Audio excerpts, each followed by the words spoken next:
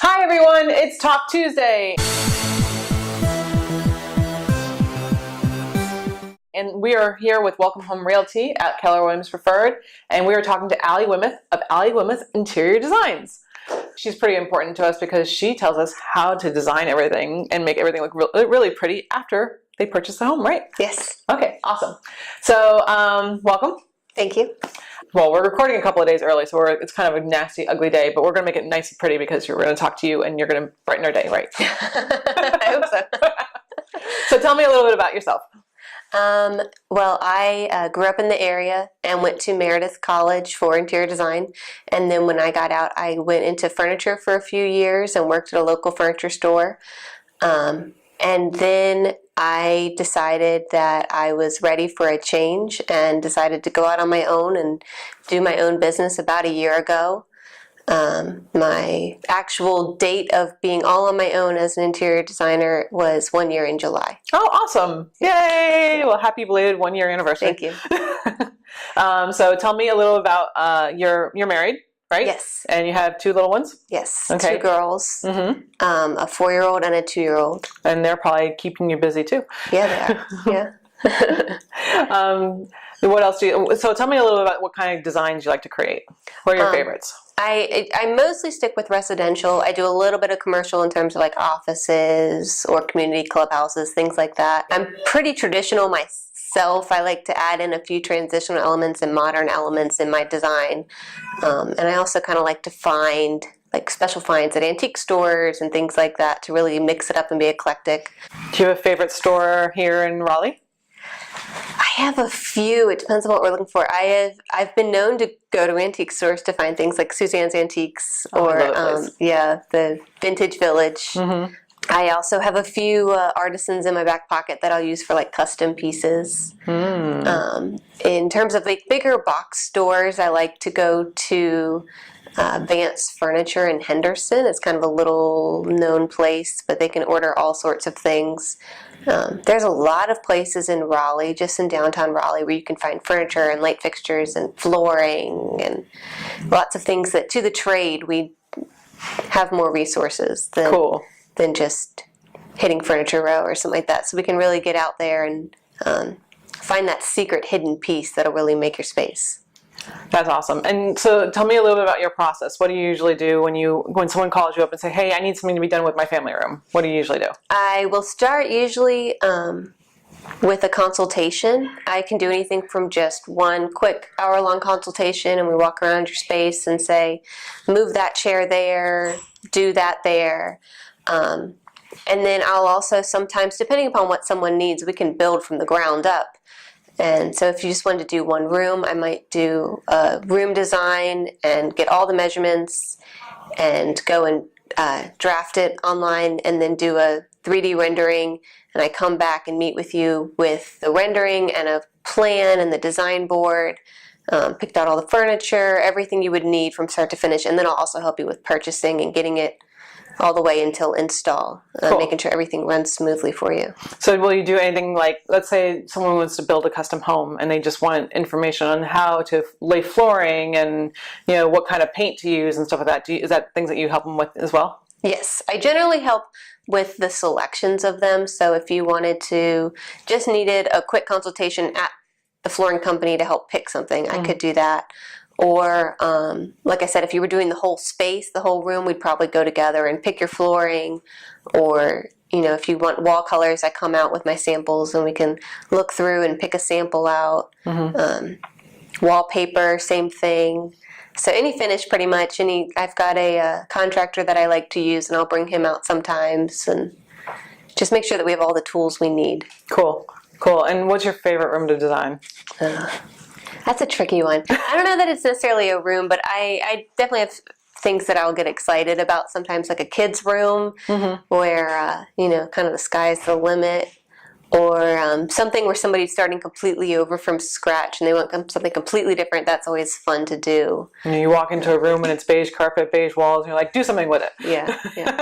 I helped with a in-law expansion, so we added on to the back of the house and came up with a plan for basically a mini apartment. And it was fun to think about in terms of like ADA standpoint of if they're in a wheelchair, how are they going to get in here, and if they have memory loss, what type of flooring is best for that, and what type of, how are they going to get up the stairs? Are we going to put in an elevator? Are we going to put in a lift? It's kind of fun to add the new challenges in and think about each project in a different light. What are you looking for in a client? Besides someone who has money to spend on things. Someone that wants to redesign their whole house. No, I mean, so you live in Wake Forest, yes. right? I would think that you'd probably want to stay somewhere within the Wake Forest range. How far out do you usually travel? I will travel up to 45 minutes out. I've ended up with a bit of a niche out in Cary, so I do go to Cary quite often. I do have a few in Wake Forest and Raleigh as well. Cool. So yeah, I am open to traveling, and sometimes depending upon what we're looking for, like if we want to go out to High Point and look at the furniture market out there and find furniture, that's kind of a drive. But some of the showrooms are open year round that you can go do that. Mm-hmm. So I am pretty used to the travel and moving around a lot.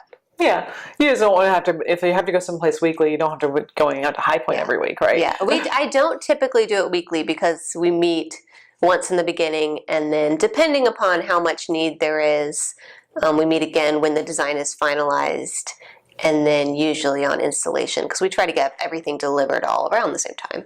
Okay. So, cool. It's not too often that I'm having to travel out. Cool. So where do you draw your inspiration from? If I'm really stuck, I like to just go and walk through a store and see the trends.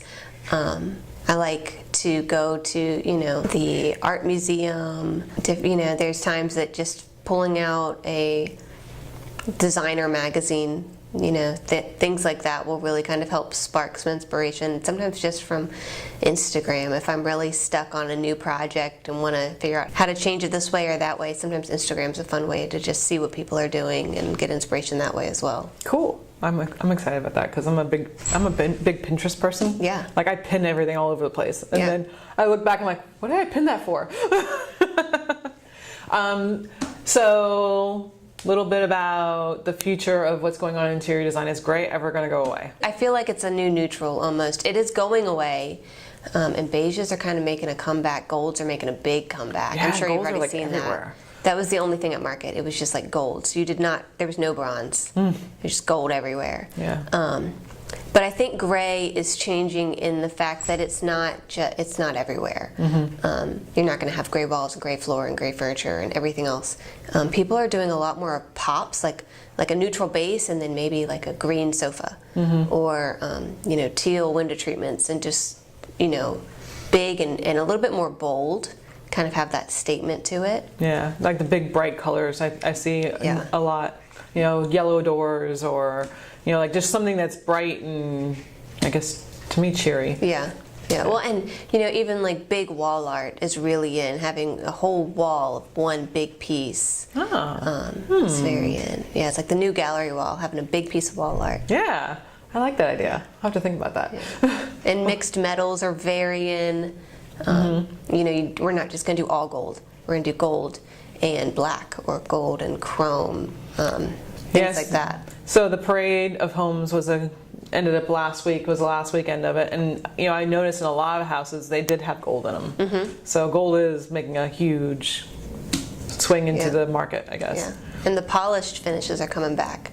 A lot less of the brushed nickels and things like that. You're going to have bright chrome, and it's kind of fun to take that really modern chrome and put it with a vintage piece, or it's a lot more eclectic, a lot more movement kind of throughout. People are not going in and buying an entire bedroom set all to match anymore. You might buy the bed here, and then your dresser from here, and then your nightstands from somewhere else. To me, it's kind of, I don't want to say hodgepodge because that's not the right word for it. It's eclectic. Eclectic, I guess, is the right word for it. Yeah, like they're just going through and they're finding the pieces that fit their room rather than just going out and buying all the new bedroom furniture. Yeah, and I think people are really into more artisan pieces, more handmade in North Carolina pieces, things that you found at a craft fair, and painting and painting their own pieces, and having kind of that accent piece is really in. So I think that's kind of why we're seeing that trend too. Yeah, I think it's kind of cool because it makes everything unique. Yes. So and I think you love the piece a little more then. Yeah. So how do we plug you? Where can they find you at? You can find me online at alliewilmoth.com. I'm also on Facebook and Instagram at Allie Wilmoth Interior Design. If you want to kind of get an idea of my style, you can check out my website and my portfolios on there. So tell me, what's more challenging to you, a small room or a large room? Each room has different challenges. I mean, if you have a huge room and nothing to fill it, I can easily do that. But sometimes it's harder to find if you have this piece of wall art that's been in your family and you want to keep it. Sometimes it's challenging to find everything else to match with it. I've seen a lot of times, especially in North Carolina architecture that's slightly older, they have really high ceilings, but the floor plan of the room tends to be small. And so people will tend to do oversized furniture in it, but then it just looks awkward because you have all this space up above you and yet you filled the entire floor. And really need kind of tall, skinny pieces to fill up that space and really think up and designing the whole space up. So kind of, working within those parameters can be kind of tricky sometimes, and knowing the scale of things can be kind of hard without really doing it for a long time. Well, thank you so much for joining us today. I really had a great time learning a little bit more about you and about your business. I think it's kind of cool. And thank you for joining us here on our next episode of Talk Tuesday, and see you guys next week. Welcome home, Realty.